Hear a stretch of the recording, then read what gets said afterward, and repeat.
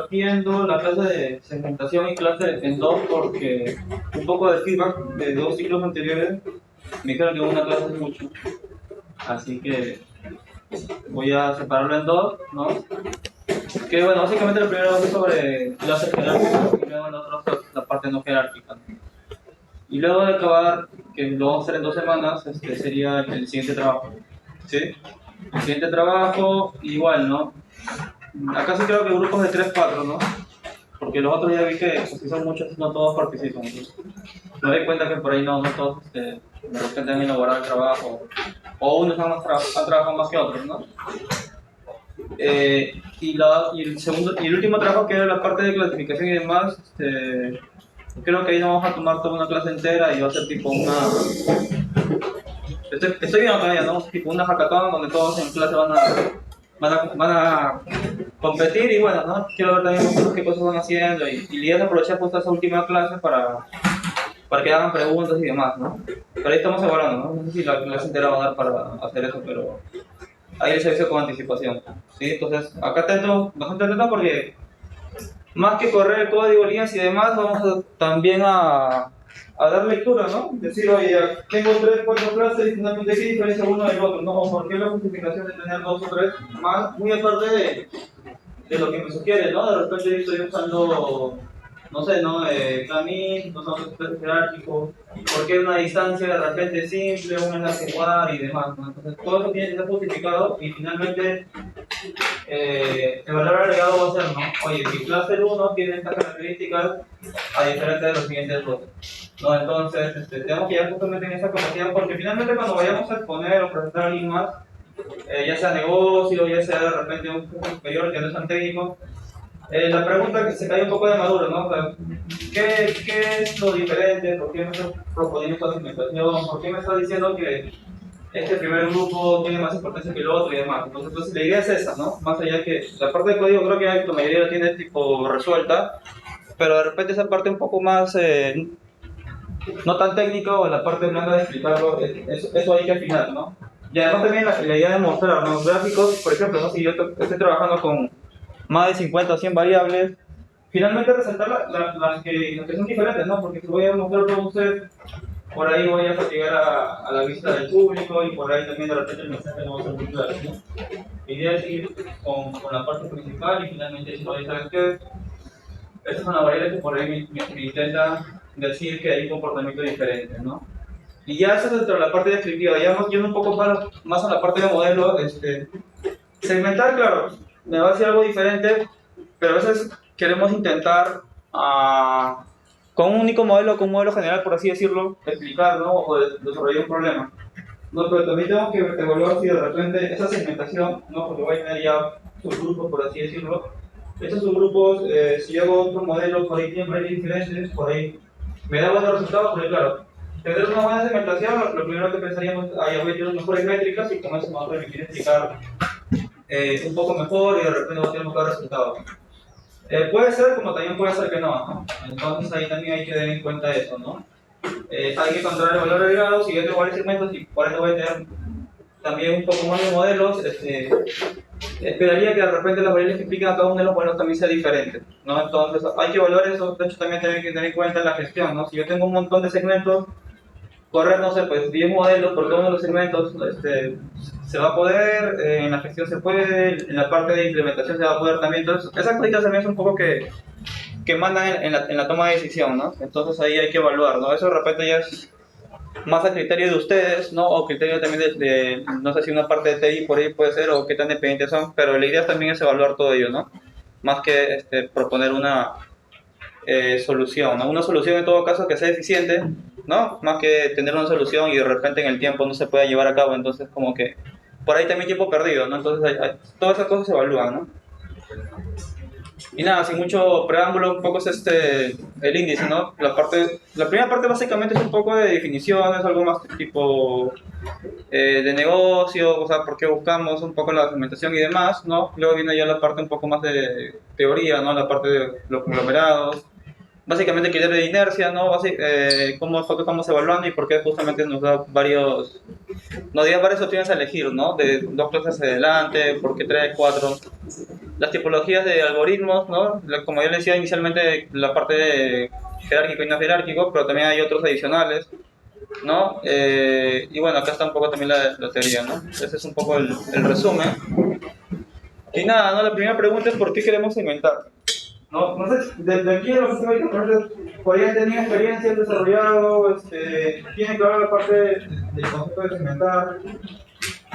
Sí, alguien por ahí, creo que desde ya hay una segmentación un poco más, como una segmentación un poco más afín al negocio, ¿no? Pero no es tanto algo tipo evaluación en datos, sino un poco de la historia de cómo se iba desarrollando y demás, ¿no? Dentro de mi experiencia, las segmentaciones de cuando en cuando siempre van cambiando, ya depende un poco de cuál es la dirección de la empresa y demás, pero en general, un poco por así decirlo, la definición sencilla es queremos tipo diferenciar un poco los clientes, ¿no? Por ahí hay conceptos de clientes de renta alta, clientes de segmento premium, clientes masivos, que bueno, tendría que ser la mayoría, ¿no? Con los otros ingresos y demás.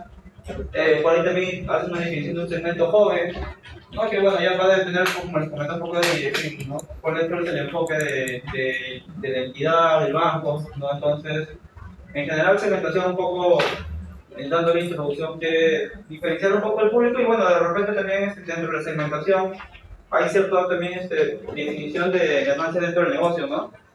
Dentro de lo que yo conozco un poco, la parte de algunos clientes de segmentos de renta alta, ¿no? ¿Por qué justamente quieren utilizar este tipo de clientes? Porque son básicamente aquellos clientes que permiten fondear, en este caso, una entidad, ¿no? ¿Fondear en qué sentido? Claro, le va a dar todo el capital como para que la entidad pueda seguir dándole el préstamo, ¿no? Entonces, este segmento de renta alta puede ser un 5 o 4%, pero básicamente es el segmento que permite fondear a una entidad.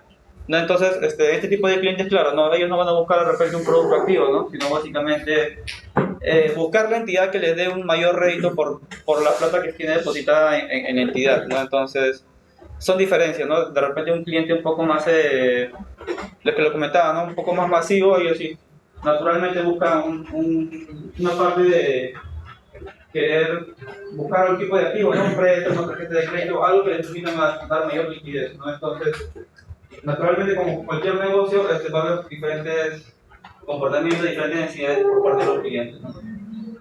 Y eso, bueno, acá un poco la introducción, ¿no? ¿Por qué segmentación de clientes? ¿No? Dices, tenemos que manejar entre 100 y 1000 millones de clientes y tener una prospección cada día, ¿no? De repente ofrecer al cliente algo diferente, que hoy en día dentro de la parte de marketing también busca eso, ¿no? Esa parte de lo que dicen la personalización, ¿no? Y ahora hablan de una hiperpersonalización también. O sea, ofrecerle al cliente algo según su necesidad, ¿no? No ofrecerle a todos lo mismo, sino algo diferenciado, ¿no? Entonces, bajo esa definición dice, no podemos tratar a todos de una forma idéntica, ¿no? No, cada uno tiene una necesidad diferente, deseos, perfiles y un potencial de rentabilidad también. No sé si por ahí han visto también dentro de la parte de potencial de rentabilidad, ¿no? A una persona le puede ofrecer una tasa de interés menos para un crédito hipotecario y le pueden ofrecer una mejor tasa que de repente otra persona, ¿no? Que tiene las mismas características, pero de repente el tipo de interés es otro, o de repente su calificación financiera es un poco más riesgosa, ¿no? Entonces ahí está un poco ese trade-off, ¿no? De mayor riesgo y una mayor tasa, ¿no? Porque, bueno, naturalmente la empresa no quiere arriesgarse en ofrecer un crédito a una persona que dentro del sistema financiero no está con una buena calificación, ¿no? Entonces, muchas de esas cosas dependen también, ¿no? También va a depender un poco de cuánto es el monto inicial que por ahí de repente alguien ofrece, ¿no? Si de repente un mayor monto inicial, bueno, puede jugar un poco con la tasa. Entonces, son varias variables que por ahí justamente también tienen que ver un poco con la rentabilidad, ¿no? La segunda parte dice la era del one fits all, ¿no? Que puede hacer mucho tiempo. Que bueno, básicamente quiere decir, ¿no? Yo quiero ofrecer a todos lo mismo o de repente con una única herramienta a todos darle una misma forma, una entrega o llegarle a un producto en particular más generalizado, más masivo, ¿no? Entonces eso ya naturalmente ya es opción. Bueno, y como lo comentaba inicialmente dentro de la parte del marketing, la parte de la customización o la parte de la personalización, ¿no? Hoy en día esto se desarrolla bastante claro, con ayuda también un poco de las herramientas tecnológicas y demás, ¿no? Que bueno, ahora en las aplicaciones ya casi lo vemos, ¿no? Entramos y por ahí ya te sale una ventana emergente que te ofrece que puede ser una tarjeta de crédito, un préstamo, o de repente también te lanza un push, ¿no? Un aviso en el cual te dice, oye, ¿sabes qué? Consume aquí que tenemos un descuento, ¿no? Entonces, naturalmente, las empresas buscan justamente eso, ¿no? Que sea diferenciado. Ahora, Claro, ¿no? Esta definición, decimos ya, está bien, personalizado todo, pero finalmente los sectores cómo miden. Bueno, ahí está un poco la actividad del usuario, ¿no? Hay una acción que algunos le conocen como el CTR, ¿no? O el click to rate, que es básicamente, ¿no? Yo ofrezco a 100 en el anuncio y de esos 100 cuántos está dando clic. O cuántos ahí por ahí me bostean, ¿no? Es decir, lo ven pero no hacen nada, entonces eso también dice algo, ¿no? De repente que no está interesado, o de repente no tiene nada que no le importa, o de repente le dio un clic y finalmente la acción de la venta final no se concretó. Entonces, ¿qué puede ser, no? Que de repente ese proceso ando derivado a una instancia, a una landing, donde finalmente no pudo finalizar la compra. Entonces, todas esas cosas se van midiendo, ¿no? Entonces, se veía que justamente por ahí se van realizando procesos, ¿no? Por ahí, otra forma también es muy conocida, es claro, ¿no? Por ahí es que tú vas llenando el formulario, haces tu clic, pero no terminaste la compra. Y hay un proceso en automático, un trigger que te dice, no, oye, ¿sabes qué? He visto que es interés y ¡pam! Le mando un correo. Si quieres terminar de hacer la compra, haz clic aquí y continúa con tu compra. Entonces, todo eso son como acciones o RTA con la parte de Real Time Action, donde finalmente te dicen, ¿no? Puedes recuperar un poco la venta. Entonces, por ahí son varias cosas que justamente hacen personalizable y bueno, naturalmente va a traer con ellos mayores ventas, mayores ingresos y sigue el flujo de ventas, ¿no? El tercer punto, perdón, dice, no podemos tratar no podemos tratar los todos de forma diferente, ¿no? Son demasiados. Eso es lo que comentaba, ¿no? Ya, tenemos el concepto de, claro, hay que hacer segmentos, pero finalmente tener 10, 15 o 20, se puede gestionar eso dentro de la parte de la tecnología te acompaña, vale la pena realmente decir, oye, tengo tantos segmentos y con esto voy a gestionar. ¿No? Entonces, por ahí también justamente un poco la parte de la definición, ¿no? Dentro de ese método, realmente los días son tan diferentes como para yo justificar, aplicar todo eso, ¿no? Entonces, toda esa parte también se discute un poco, ¿no? Entonces, hay que evaluarlo, hay que definirlo y finalmente hay que tomar una decisión con respecto a las cosas que nosotros tenemos en mente, ¿no? Si en realidad todo esto sí se podría hacer, de repente no con 3 o 4 segmentos, hay también que ver, ¿no? Quién va a monitorear eso, quién se va a encargar de ello, y naturalmente, como les mencionaba, ¿no? También hay un seguimiento de todo tipo de campañas, ¿no? Entonces, si por ahí hubo un proceso, una variable no cargó bien, y ha pasado, ¿no? De repente una variable no viene bien y todo se fue a un solo segmento. Entonces, hay que estar alerta como para decir allá, actuamos de forma rápida y decir, hay que corregir esa parte, ¿no? Entonces, mientras más segmentos tengamos, naturalmente vamos a tener que tener más procesos de alertas para finalmente no tener esos tipos de errores, ¿no? Y la última idea dice, ¿no? Una empresa generalmente no tiene los recursos, dice, la capacidad de adaptar todo, producto, oferta, precio, comunicación, para cada cliente, ¿no? Entonces, justamente es el último detalle que les comento. Y finalmente, acá en realidad esto es un poco más subjetivo, ¿no? Pero se va a ajustar más a un poco la necesidad en sí, ¿no? O el problema que nosotros queremos definir o atacar, ¿no? Pero acá les dejo algunas ideas que más o menos se buscan casi siempre, ¿no? En la búsqueda de qué sería un buen segmento, ¿no? La primera definición, ¿no? Distinto de otros segmentos, ¿no? Si los segmentos tienen los mismos clientes, claro, ¿no? La pregunta es cuál es el punto, ¿no? ¿En realidad vale la pena de repente separarlos o si los juntamos y básicamente tienen las mismas características, cuál sería la definición de por qué separarlos, ¿no? La parte de homogéneo, ¿no? ¿Qué quiere decir? Clientes en un segmento no se pueden considerar como idénticos y eso niega justamente el objetivo de la segmentación. ¿Sí? El tercer punto también importante, ¿no? Identificable, ¿no? ¿Qué quiere decir? Un segmento no solo conceptual, también tiene que ser operacional. O sea, cómo poder replicar y además con variables un poco que conformen la definición de este nuevo segmento, ¿no? Si no se puede identificar, predecir los miembros de un segmento, tiene poco valor, ¿no? Entonces, otro detalle importante, ¿no?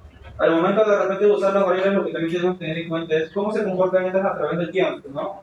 Ponte que ya llegamos a la parte final de la definición del segmento, ya he visto, ya no sé, de todo el año 23, ¿no? Y bueno, por lineamiento, por definición de negocio, en el 24 una variable deja de existir, ¿no? Entonces, ¿qué va a pasar ahí? Naturalmente te va a dar toda tu definición o toda tu propuesta de segmentación. Entonces, esas cosas hay que tenerlas en cuenta, ¿no? Si por ahí tengo una variable, por ejemplo, ¿no? Una variable que está compuesta de otras tres, hay que tener en cuenta que esas otras tres también tienen que tener una data histórica como para evitar que en el tiempo se caiga, ¿no? Como experiencia, hubo un segmento en el cual tenía una definición de zombie, no sé si la parte de zombie la tienen por ahí más o menos interiorizada, pero zombie es aquel cliente que de repente es cliente de una entidad pero finalmente no es un tipo de acción, ¿no? No transacciona, no interactúa, no hace nada.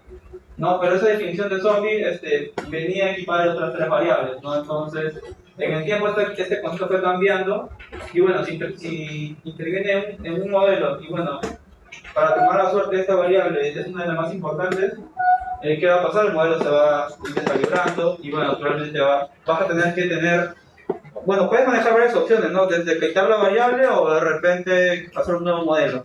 Entonces, esas cositas hay que tenerlas en cuenta, ¿no? Si por ahí agarro una variable que está compuesta de otras, hay que asegurarnos que justamente en el tiempo sea consistente, ¿no? No haya un tipo de manipulación o de repente por iniciativa de negocio ya deje de existir.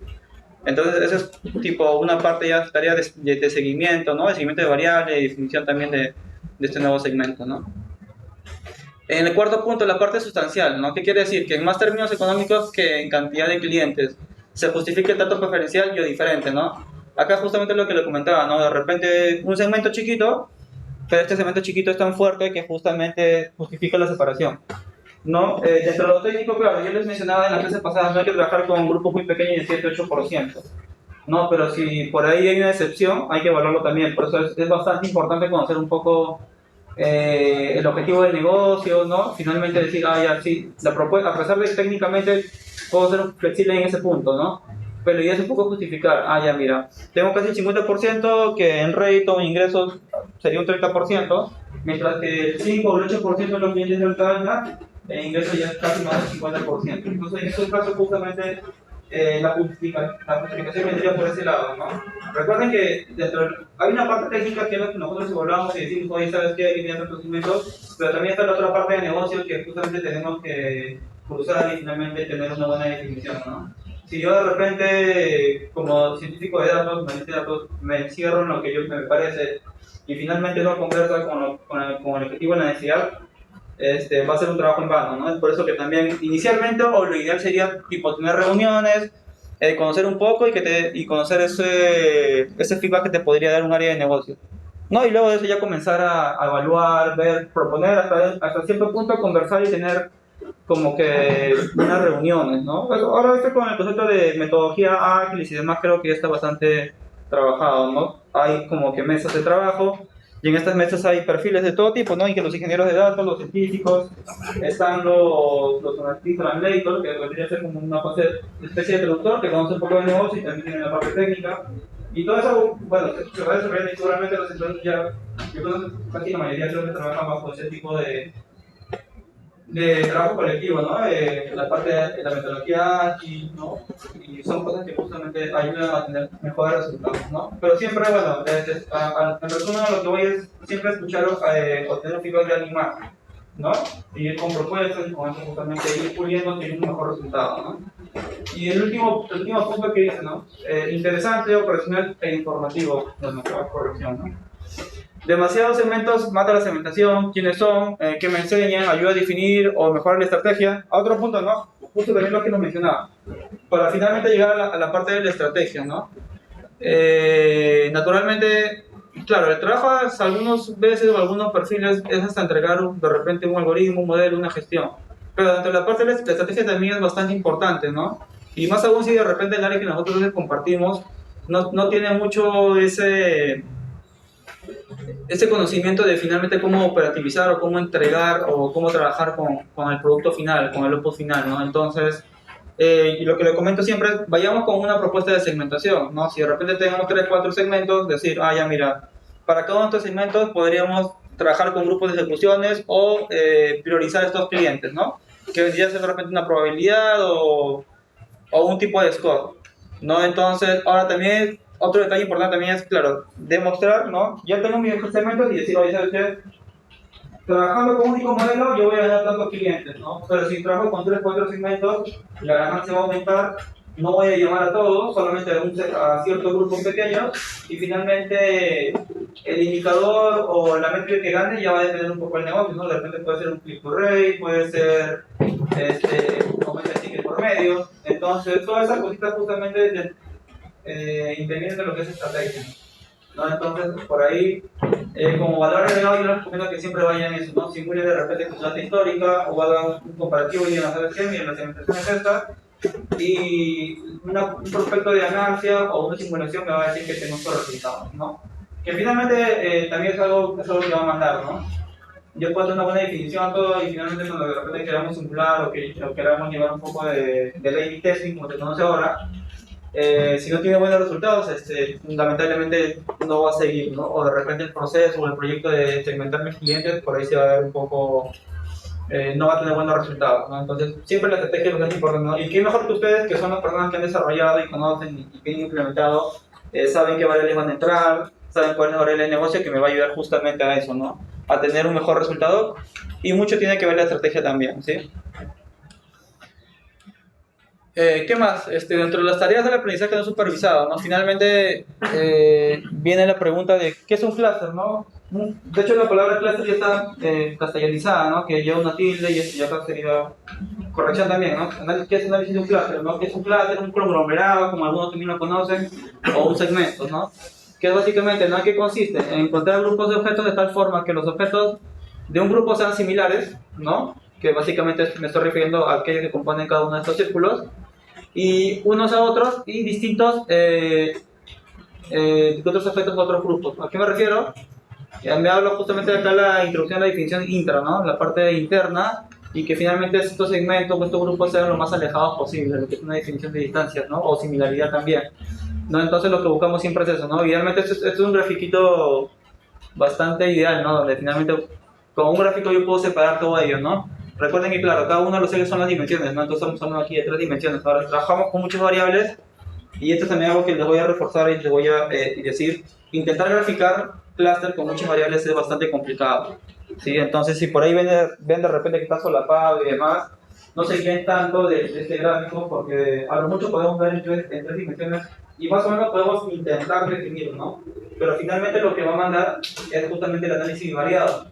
No puede ser un tipo de ejemplo de análisis variado, por ejemplo, el diagrama de cajas, no donde finalmente yo voy a tener, ¿no?, mi etiqueta de clúster, que fue 1, 2, 3, 4, 5, lo que fue que yo he definido, y en el otro eje mi variable que voy a encontrar, ¿no? Finalmente con este tipo de análisis variado voy a comenzar a decir, ah, ya mira, esta variable, por ejemplo, mi primer grupo son los jóvenes porque mi media tiene 30 años, ¿no? Mi segundo grupo son las personas con un poco más de experiencia y de repente en media tienen, no sé, 50 años, ¿no? Entonces, cosas así, ¿no? Entonces finalmente tenemos que llegar justo a esa definición. ¿Qué más? Dentro de la parte del clustering, ¿qué vendría a ser clustering? Básicamente el objetivo sería agrupar instancias en clúster, ¿no? Como lo vemos aquí en este gráfico, ¿no? Pequeños subgrupos, ¿no? Y justamente por qué es útil o por qué es importante, ¿no? Para hacer análisis de datos, segmentar el mercado, hacer sistemas de recomendación, búsqueda, reducción de dimensionalidad, entre otras, ¿no? Dentro del sistema de recomendación también se puede hacer otro análisis aparte, ¿no? Decir, ¿no? Mi segmento, particularmente todas las personas empiezan con una tarjeta o una cuenta simple y posteriormente quieren una tarjeta de crédito, mientras que en otro segmento ya empresas se introducen en el sistema financiero de repente con un préstamo y ya posteriormente le puedo hacer de repente una cuenta simple, una cuenta ahorro y demás. Entonces, esa parte del tema de recomendación también es importante, ¿no? Porque finalmente va a decir cómo yo puedo ir priorizando la oferta de un producto, ¿no? Supongamos que un cliente tiene 5 productos emitidos y supongamos que yo no sé cómo priorizar, ¿no? De repente lo primero que pensaría es cómo hacer la siguiente recomendación o la siguiente mejor recomendación, ¿no? Entonces puedo recibir la historia y decir, mira, ¿sabes qué? Las personas que inician con tarjeta de crédito tienen un 50% de probabilidad de que te van a comprar, no sé, un préstamo. Entonces, eso puede ser una primera prioridad, ¿no? Entonces, son cosas que justamente están dentro de la parte exploratoria, ¿no?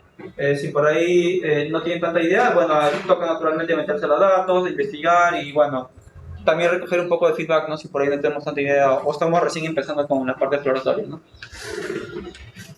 Detección de anomalías, que esto también es bastante importante. Hoy en día, dentro del rubro, dentro de alimentos, ¿no? Justamente esto es importante porque por ahí suelen trabajar con muestras, ¿no? Dentro de la parte de la cadena de suministros, suelen ya trabajar también con la parte de visión, ¿no? La parte computacional y demás, ¿no? ¿Cómo es, no? Por ejemplo, algo así, una aplicación que justo leí hace tiempo y me puse a investigar, que nada, no agarran, comienzan a escanear un lote de un producto en particular y bueno, a partir de estos escáneres que van haciendo y van viendo un poco las anomalías, ¿no? De repente tienen cierto color, tiene una parte chancada y ahí van sacando los productos en particular, ¿no? Además también cuando hacen el transporte, ¿no? Dice que para transportar ciertos tipos de alimentos tienen bajo ciertas condiciones, ¿no? Y también va a depender un poco de la ubicación geográfica, como de repente este grafiquito aquí, ¿no? Si yo estoy de repente en una zona más tropical, no hay calor, naturalmente tengo que trabajar en la parte de la transporte con ciertas condiciones que permitan que el producto se pueda mantener en estado normal, ¿no? Pero si de repente estamos en una región un poco más al sur, naturalmente también tenemos que trabajar con ciertas condiciones como las temperaturas, ciertas rutas, optimización de rutas también. Entonces, todas esas cosas justamente entran dentro de la parte de ciencia de datos, ¿no? Y a la definición de detección de anomalías es justamente eso, ¿no?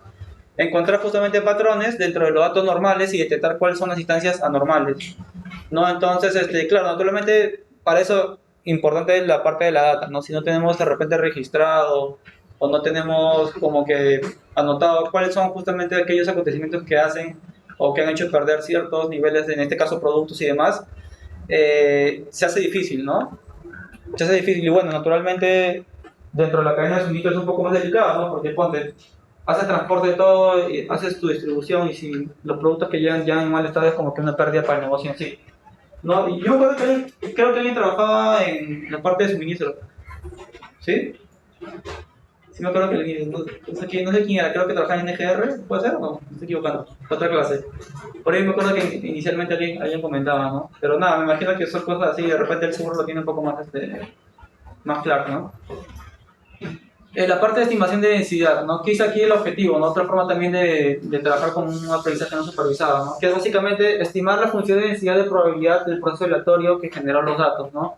Útil para la detección de anomalías y visualización. No, que aquí básicamente lo que quiere decir, ¿no? Yo puedo tener un comportamiento de, no sé, supongamos que sea los tiempos medidos, ¿no? En las entregas de despacho de ciertos productos, ¿no? Y básicamente, bueno, el primer gráfico de color azul tiene como que una desviación no tan alta, mientras que el rojo sí, ¿no? Entonces, de repente esa sería la parte anómala, ¿no? ¿Qué hace o qué pasó? O cómo se detecta aquel proceso que de repente tuvo mayor dilatación, ¿no? O mayor tiempo de ejecución y encontrar justamente eso, ¿no? Aquella variable que me permite un poco explicar, de repente cambiar de ruta hizo que el tiempo demore, o de repente cierto día en particular o cierta hora en el día hace que justamente los tiempos de ejecución se demoren, ¿no? Entonces, dentro de eso también, y de hecho, lo que se suele hacer algunas veces es trabajar con tipo muestras, ¿no? Y estas son muestras que me van a permitir, ¿no? Ir simulando muchas veces, ¿no? O hacer la parte de Monte Carlo también, ¿no? Que es justamente, si no tengo la información necesaria, no comenzar a submuestrear o a la parte de hacer bootstrap y demás, y justamente ir tomando muchos tiempos y finalmente decir, ¿no? ¿Cuál sería mi escenario peor? Es decir, ¿qué pasaría si de repente, en el peor de los casos, me demoro más de lo debido, entonces puedo trabajar con intervalos de confianza y demás? ¿Y cuál sería, tipo, lo más común, ¿no? ¿Cuál sería qué sería? Entre la mediana, percentil 25-75, que son justamente el grueso de los datos, ¿no? Entonces, todo eso va a permitir justamente hacer gráficos de tipo, ¿no? De densidades y finalmente encontrar los procesos o detectar, ¿no? ¿Cuál sería una mala praxis para justamente no pasarme de los límites estimados, ¿no? ¿Qué más? La parte de segmentación de clientes, ¿no? Y esto ya estamos un poquito más a la parte de negocio técnico, por así decirlo, ¿no? Que es básicamente una segmentación, es un proceso de dividir clientes en grupos basados en características comunes para que las compañías puedan ofertar, mercadear o darle al cliente un producto de forma efectiva y apropiada, ¿no? Efectiva y apropiada, y bueno, básicamente que se busca que tengamos homogéneos, se refiere que justamente sea lo más similar posible. Entonces lo que vamos a buscar es que dentro del mismo segmento todos los componentes o todos los clientes, personas o empresas que están compuestos en un segmento sean lo más homogéneos posible de forma intra, ¿no? De forma interna. Y la parte heterogénea de forma intergrupo, ¿no? ¿Qué quiere decir? Que un segmento existe bien diferenciado de otro, ¿no? Por eso justamente la parte de heterogénea y intergrupo. ¿No? ¿Qué encontramos aquí, no? Los modelos no supervisados son modelos conglomerados o modelos de segmentación, ¿no? Bueno, naturalmente, por definición, ¿qué vamos a encontrar? ¿No? Que no hay una variable objetivo, ¿no? No hay una variable salida, porque naturalmente nosotros queremos trabajar con esa nueva variable que nosotros vamos a encontrar, que cuál sería el segmento, ¿no? Mi segmento que justamente guarda la información de toda la variable que estamos evaluando y finalmente el segmento, toda esta variable se reduce a una única variable que vendría a ser por la etiqueta del segmento, ¿no? ¿Qué más? Decimos que no hay variables que ayuden a predecir la variable de salida, ¿no? Naturalmente, ¿no? De hecho, tenemos un cúmulo de variables que finalmente van a ayudar a definir, ¿no? Un nuevo segmento, una nueva definición también, ¿no? ¿Qué más encontramos? Decimos que todas las variables tienen la misma importancia. En este caso sí, ¿no? No hay forma de cómo darle mayor prioridad, ¿no? Porque justamente todas contribuyen a la definición. ¿No? Y lo que se busca también es la interdependencia de las variables, ¿no? Acá también hay que tener cuidado, ¿no? Yo voy a, o sea, si están en la parte de crear variables y están básicamente a definición de ustedes o a la creatividad de ustedes, tengamos cuidado de no incluir variables que por ahí no tengan casi la misma definición, ¿no? Un ejemplo que les daba anteriormente que era básicamente, ¿no? Yo tengo una variable que me reduce la deuda, ¿no? Supongamos reducción de la deuda promedio. No, que es básicamente agarrar los saldos de todos los meses y hacerlo el promedio, ¿no? Y otra variable puede ser cuántas veces se reduce la deuda de repente en los 6 o 2 últimos meses. ¿No? En definición básicamente es lo mismo, ¿no? Bueno, yo puedo de repente hacer mi matriz de correlación todo, y voy a decir, oye, ¿sabes qué? No están altamente correlacionados. Pero la inclusión de dos variables que definen es casi lo mismo es básicamente ir redundando, ¿no? Entonces, ahí tengamos en cuenta, ¿no? Previamente, de repente hacer un filtro, ¿no? Un filtro de qué variable estamos incluyendo, ¿no? Y bueno, naturalmente quedarnos solamente con una de ellas, ¿no? Es por eso que se busca esa parte de interdependencia, ¿no?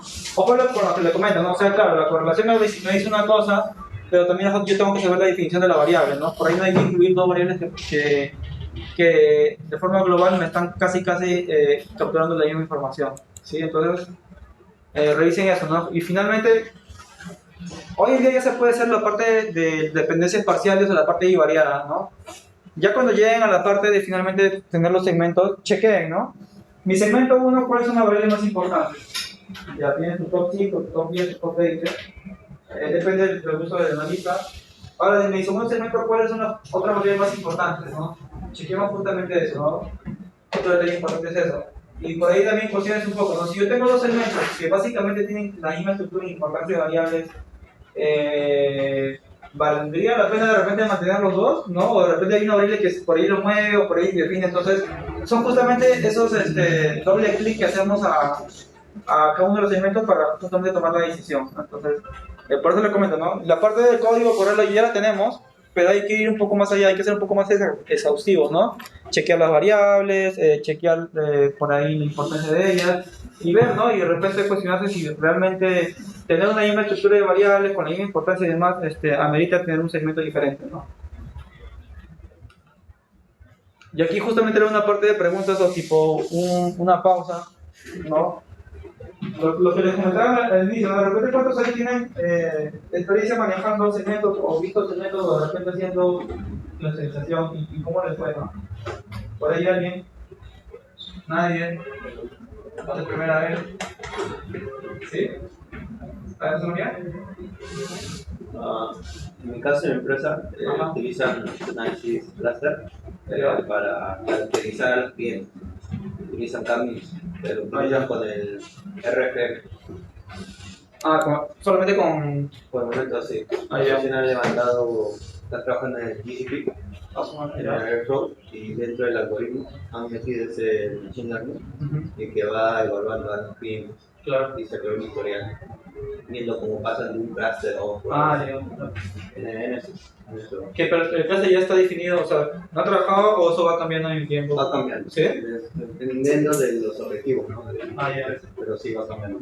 Pero más que todo tiene que ver cómo va la evolución. La evolución de... Claro. Mira, interesante lo que comenta su compañero, ¿no? Bueno, ella tuvo tiempo trabajando en lo que es en GCP. Entiendo que tiene un procesito que ejecuta eso y ya ve resultados. Sí. Ya. Bueno, la idea es que al final de la clase tengamos un poquito de, más o menos, desde mi experiencia yo he visto AWS, ¿no? GCP creo que sí, por ahí tiene ciertas cositas, pero creo que en forma general son más o menos parecidos, ¿no? Entonces, y eso, ¿no? O sea, lo que comenta el compañero es bastante importante. De hecho, como él dice, ¿no? Van rastreando la data y además también van monitoreando la parte de migración, ¿no? Que también es importante. Yo me imagino que si por ahí tienen clientes que miran de un segmento a otro, ya comienzan a tomar acciones correctivas, seguramente, ¿no? Entonces, y está bien, ¿no? De hecho, no todo necesariamente tiene que ser venta, sino también tema de... Esta parte creo que hay estadios dentro de los clientes, ¿no? La primera es la inteligencia temprana que quiere captar clientes, ¿no? Ya cuando el cliente, ya cuando la persona es cliente tuya, lo que buscan las empresas que es fidelizar, se dice, ¿no? Fidelizar al cliente. Entonces, ¿qué le ofrecen? Le ofrecen de repente mejores tasas o de repente un nuevo producto.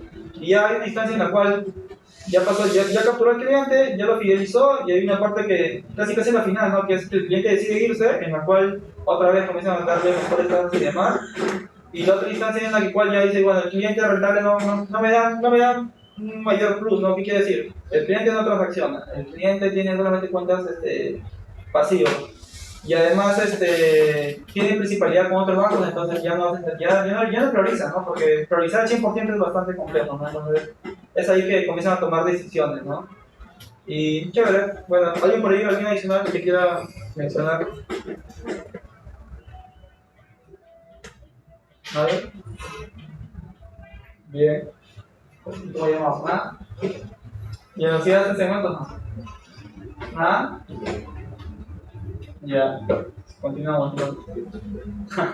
Nada, pero la idea es como les comento, el trabajo que les voy a dejar, dense el tiempo de practicar y aplicarlo porque así van a aprender, ¿no? Y como casi todo, ¿no? Si es que no practican o lo dejan ahí, naturalmente se van a olvidar y con el tiempo ya se olvidaron cómo gestionar y demás. Así entonces, tengan en cuenta ello, ¿no? Dense un poco el tiempito. De hecho, hoy les voy a poner el trabajo para que también lo vayan chequeando, entonces, ¿no? Y por ahí si quieren vayan adelantados y demás, ¿no? Pero la idea es hacerlo en 2 clases, ¿no? ¿Qué más, no? Dentro de la parte del aprendizaje no supervisado, que es el clustering, ¿no? ¿Qué decimos, no?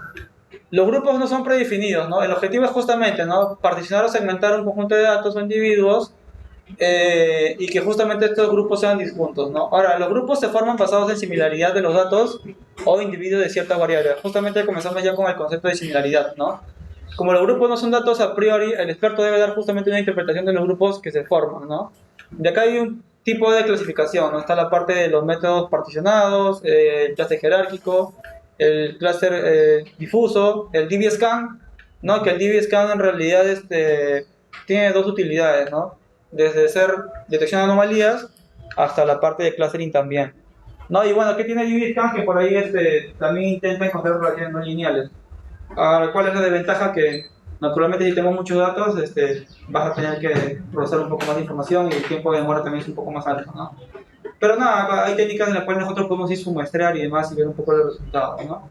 Y la parte del model base clustering que es básicamente una fusión entre la parte gaussiana y demás. Entonces, estos son como que los más conocidos. De hecho, hay más todavía.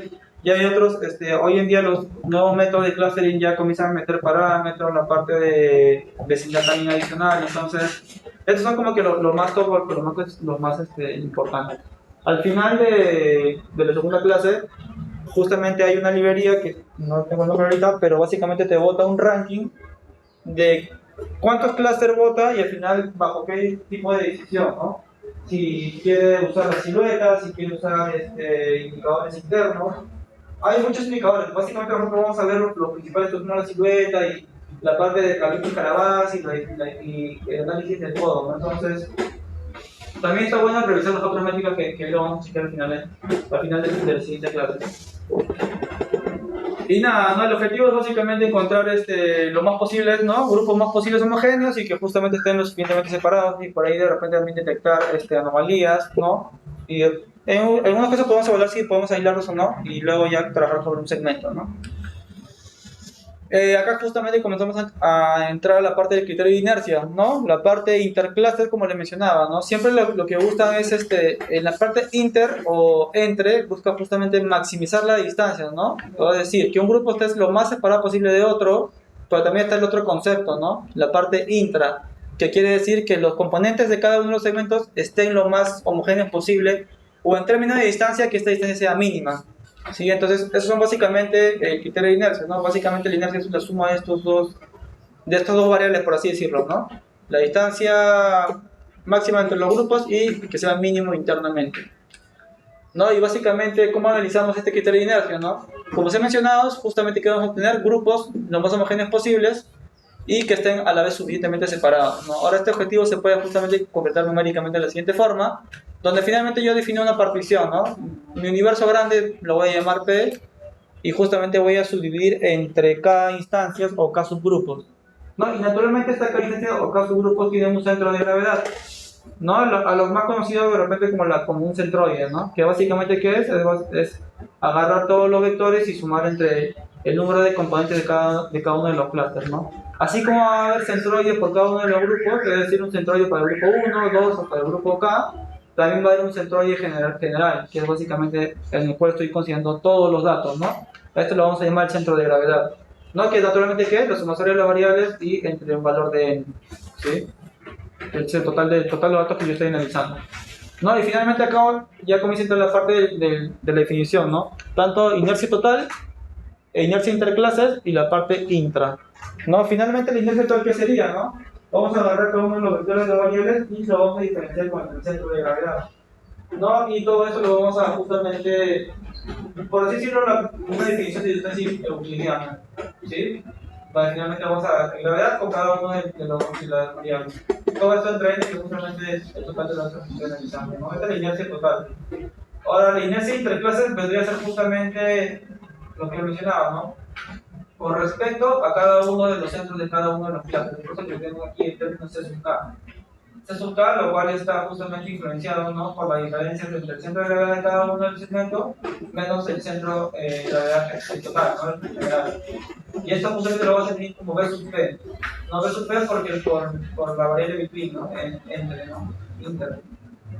Y la parte de inercia intra, que es justamente interna, ¿no? La parte interna, que básicamente ¿qué está haciendo aquí? Hace doble sumatoria y finalmente comienza a agarrar cada una de las variables o los componentes de ese segmento y lo va a restar ¿con qué? Con la gravedad del segmento interno, que es por eso que tenemos que minúsculo sub K, ¿sí? Acá era con respecto a la gravedad total, que es con respecto al segmento interno porque estamos hablando de la distancia intra, ¿sí? Entonces, a eso lo estamos definiendo con W sub P, que es de la parte de la palabra en inglés, ¿no? Interna, la parte de wiki, ¿no? Between y wiki, justamente estos dos hacen la sumatoria de la parte total, ¿no? Donde finalmente tenemos eso, ¿no? Este es un teorema conocido como la igualdad de Fisher, ¿no? Que finalmente, ¿qué dice, no? Que la inercia total es la sumatoria de ambos componentes que vimos anteriormente, ¿no? La inercia interclases y la inercia intraclases, ¿no? La parte B sub P y la parte B sub P. ¿No? Y esto es básicamente la igualdad de Fisher.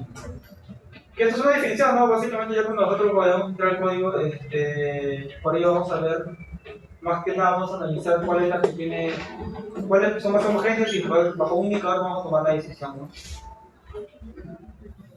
Y bueno, como les mencionaba, ¿no? Está la parte que es inter entre grupos, entonces ¿qué buscamos? Que esa distancia entre los grupos sea máxima, lo máxima posible. Y por ende, ¿no? Si yo estoy ante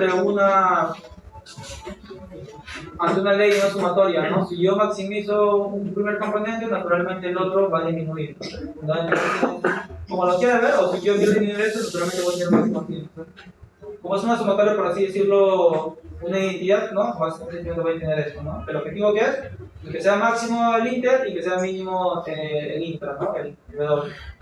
Ahora, como la inercia I sub P es fija, ¿no? Lo que mencionaba, dada la nube de puntos, entonces maximizar B sub P se minimiza automáticamente el W sub P, ¿no? Porque recuerden que los sumatoria de los dos logra hacer la inercia, que es una que vendría a ser básicamente un valor constante, un valor fijo, ¿no?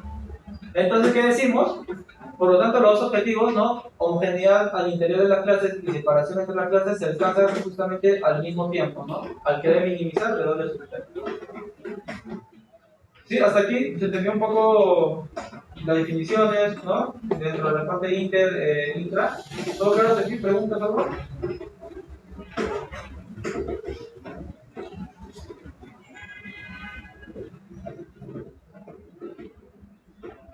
Ok. ¿Pulver mío? No. ¿Pulver no?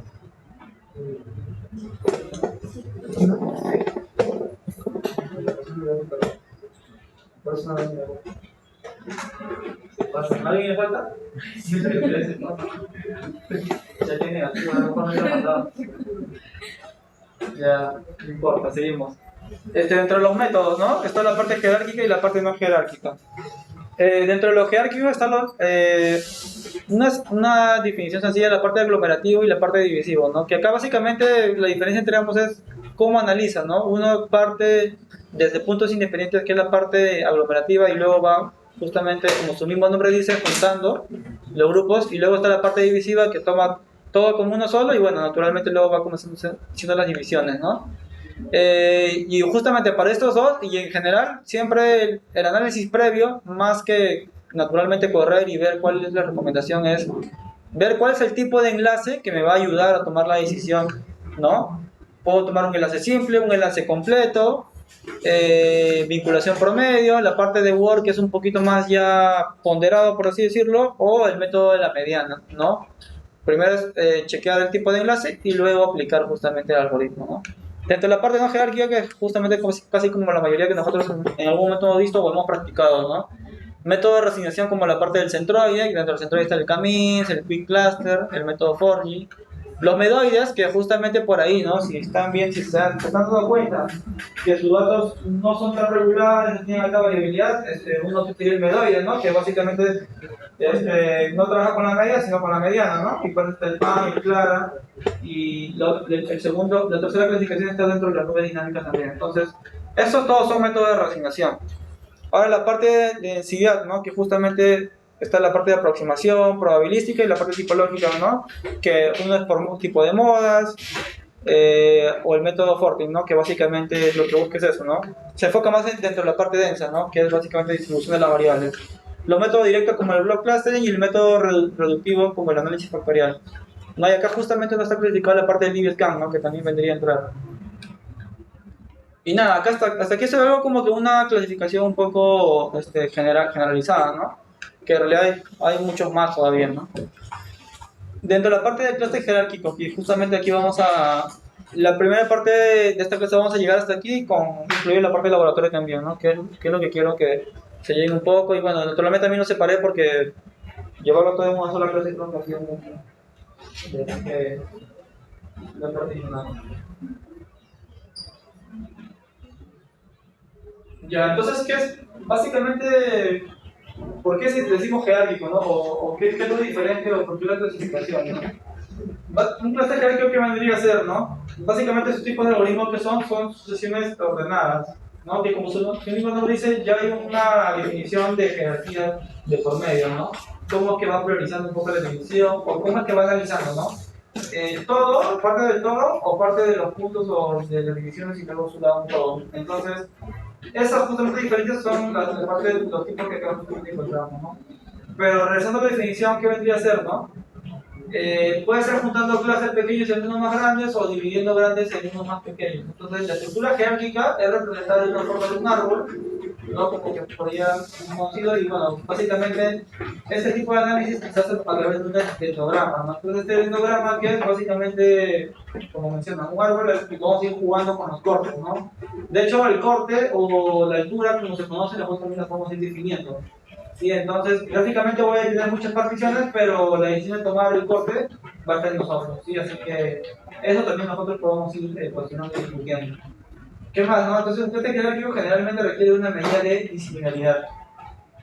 Recuerden, ¿no? El concepto de disciplinaridad está asociado justamente a cómo nosotros calculamos la distancia entre las variables. ¿Sí? Disciplinaridad es términos de cómo calcular la distancia, ¿no? Y como decía en la anterior, hay varias formas de calcular la distancia, ¿no? Que justamente lo vamos a chequear. Y bueno, regresando a la división, tenemos dos, ¿no? El ACNES y el DIANA, ¿no? El ACNES básicamente por las siglas, ¿no? De aglomerativo, y luego la parte de hacer la separación, ¿no? Que básicamente, ¿qué es? Son algoritmos jerárquicos aglomerativos. Ahora, esa parte de analizar el todo en partes o en partes dividir el todo tiene un nombre, ¿no? Que es el bottom-up. ¿Qué quiere decir la definición del bottom-up? Que justamente inicialmente voy a tener cada instancia como si fuera un cluster, ¿no? ¿Qué quiere decir? Yo puedo tener 100 puntos, inicialmente voy a decir que los 100 puntos tengo 100 clusters. Luego va a ir juntando, uniendo y decir, ya sabes que ya no tengo 100, ahora tengo 50. Y luego va subiendo hasta finalmente decir, ya mira, de todos los análisis que he hecho, la recomendación es tanto, ¿no? Puede ser 3, 4, 10, lo que encontramos dentro del gráfico. Y la parte de Diana, que es justamente análisis divisivo, ¿no? Por eso Diana, ¿no? Que es básicamente un jerárquico divisivo, y aquí es por así decirlo, lo contrario, que es la parte top-down. ¿No? ¿Qué quiere decir top-down? Que justamente voy a tomar todas las diferencias como uno solo y luego voy a comenzar a ir dividiendo, ¿no? Por eso el nombre es divisivo, ¿no? Y si se entendió hasta aquí la diferencia, bottom up y top down, ya saben, si por ahí quieren, en el speech que quieren dar, pueden decir, voy a aplicar una técnica top down, y luego no usar qué técnica es esa, no es algo nuevo, pero bueno, básicamente es Diana, nada más, ¿no? Así que por ahí ya rompen el hielo, ¿no? Y nada, ¿no? Dentro de la matriz de distancia y similaridad tenemos esto, ¿no? Acá es un ejemplo chiquito porque quiero más o menos mostrarles básicamente la diferencia de cómo calcular la distancia, ¿no? El enlace es un concepto, pero la forma de calcular la distancia es otro. Así que todo eso también se analiza, ¿no? Lo que hacemos naturalmente, ¿qué es? Bueno, naturalmente aplicamos directamente lo que es euclidiano, ¿no? Que es básicamente diferenciar los componentes, elevarlos al cuadrado, hacer la sumatoria y bueno, se saca la raíz cuadrada. No, pues también hay otra forma de calcular con la parte de Manhattan y la parte de supremo.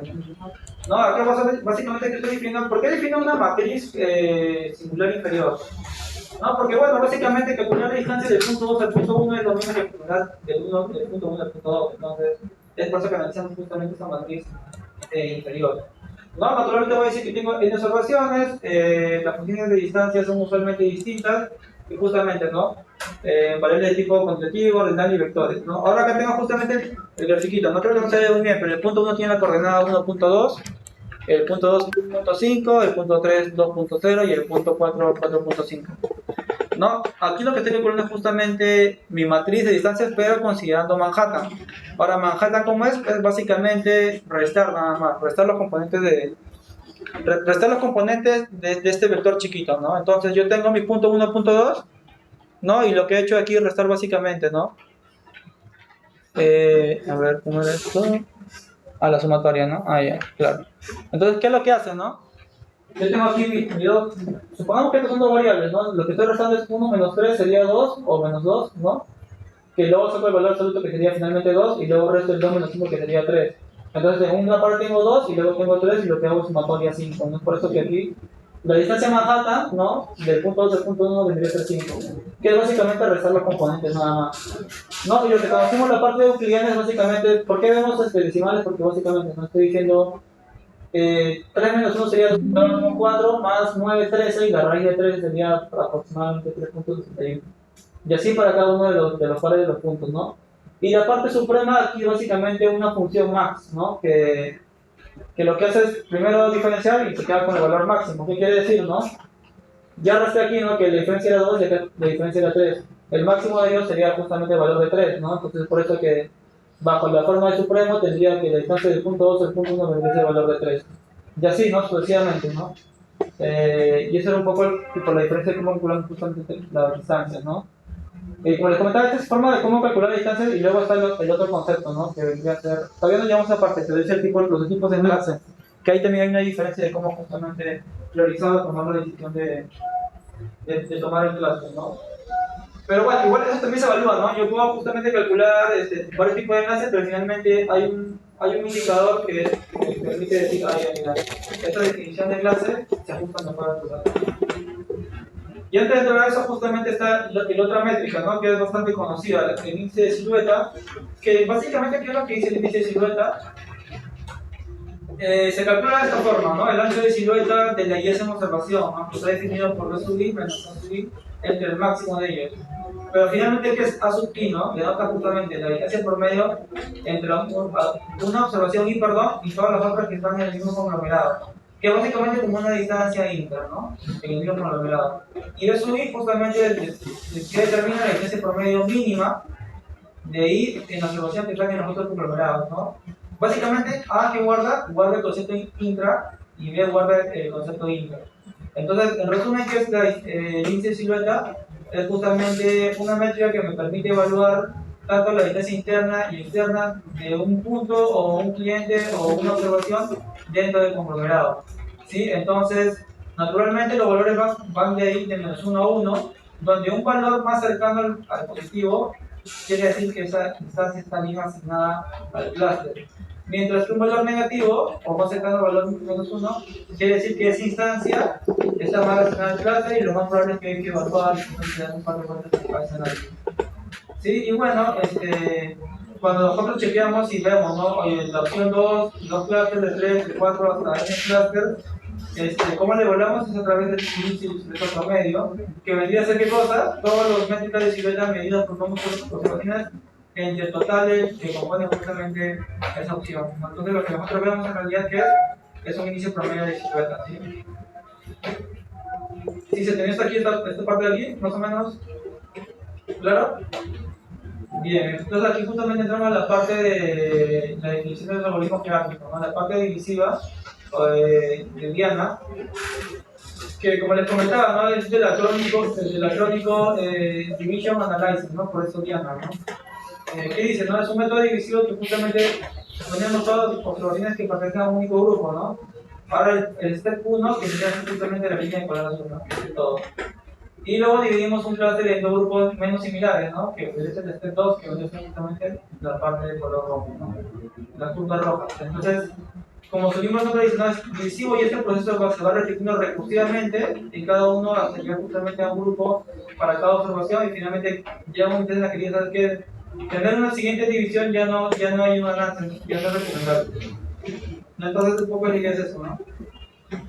De hecho, acá hay un paso 3 en el cual dice una nueva división, ¿no? Inicialmente partía de un todo y bueno, acá para el gráfico propone una división de 4 subgrupos. ¿Sí?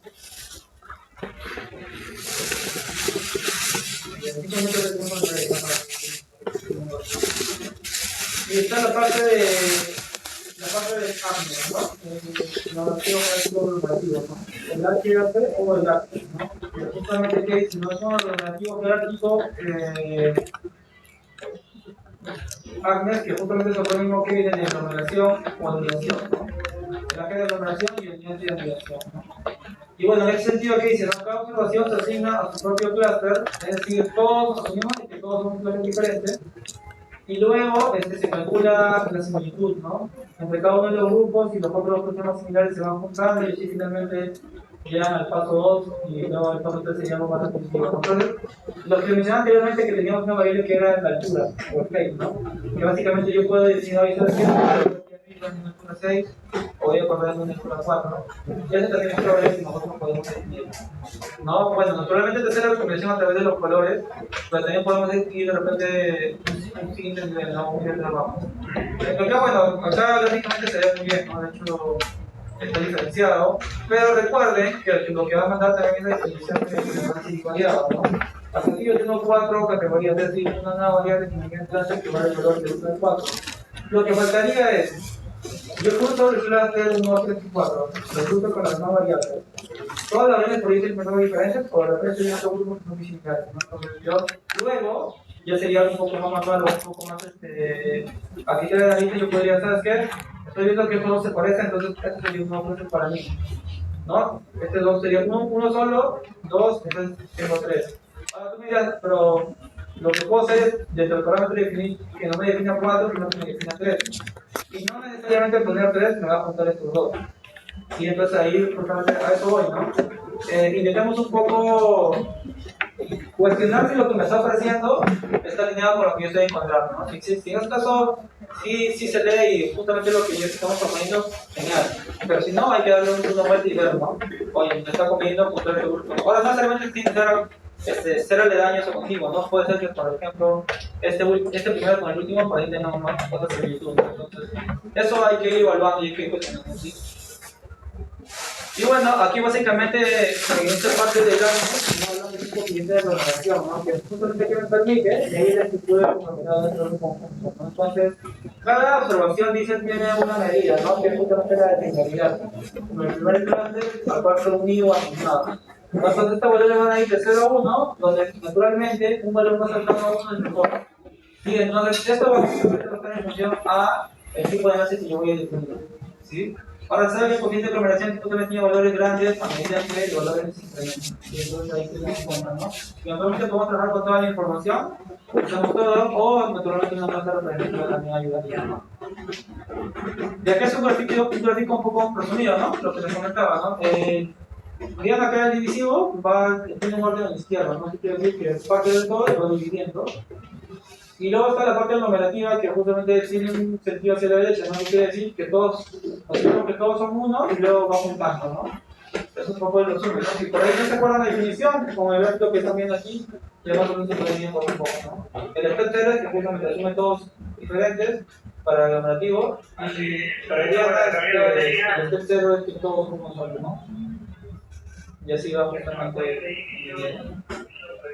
Sí, pasamos el breve aquí y luego seguimos con la parte de los números.